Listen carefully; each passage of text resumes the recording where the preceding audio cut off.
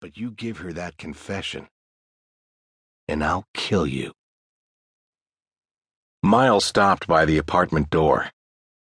He yanked on his coat, slid the confession into his coat pocket. I will, Miles.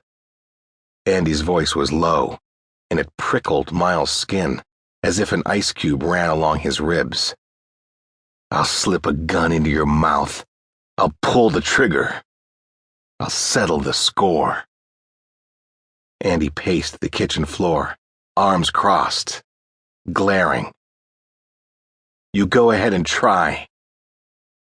Miles shut the door behind him and leaned against it. Then he hurried down the steps, past the comforting cinnamon smells of the bakery on the ground floor of his apartment building. He stopped right outside the building's front door, craned his neck out an inch, scanning both ways up the narrow streets, eyeing every car and pedestrian. No one waited to kill him. No cars idling on the road, full of assassins to mow him down before he took 5 steps. He started his walk to Allison's office. He didn't drive anymore because he was afraid if the Baradas found him, they'd wire a bomb to his car's ignition. They'd blown up the last 2 people who had testified against them, scattering engine and glass and flesh across a driveway in Hialeah and an office parking lot near Miami. The center of Santa Fe, where he now lived and worked, was territory he could cover on foot.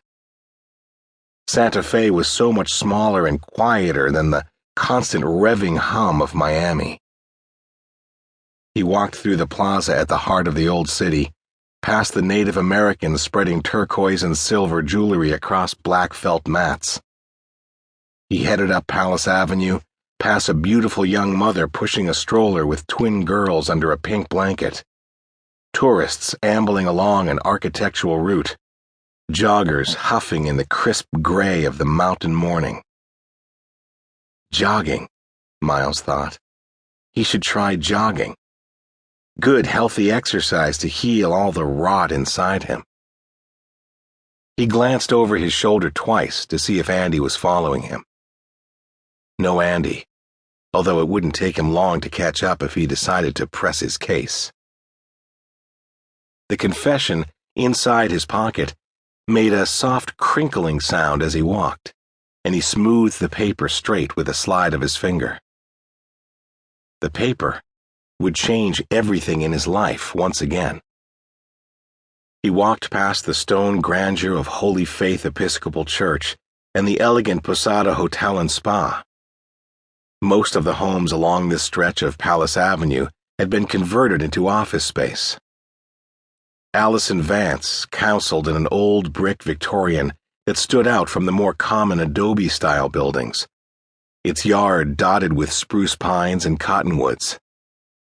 The hum of a saw roared through an open upstairs window. The landlord was refurbishing the empty top 2 floors while Allison refurbished people's heads. Miles went up to the house, glancing over his shoulder. Andy stood on the bricked sidewalk, huddled against the cold, his tropical print shirt and khakis out of place in the morning chill of a Santa Fe spring. Go away, Miles mouthed at Andy. If you give her that confession, Andy said, it changes nothing. It doesn't hurt me, it hurts you. You got me, Miles? Miles gestured at him to go. This ain't done. Andy tossed the cigarette onto the street, marched back toward the plaza. Miles found his breath and went inside. The door to his right read Allison Vance, M.D., Psychiatry. He opened it, stepped inside, rested his head against the door as he closed it. Good morning, Michael, Allison said to his back. I'm glad you made it this morning. Made it early, he said. Certain days he couldn't face the appointment. The idea of sifting through the black sand of his memory, afraid of what he might unearth. What's the matter? He asked. Nothing at all, Allison said, and her tense expression faded.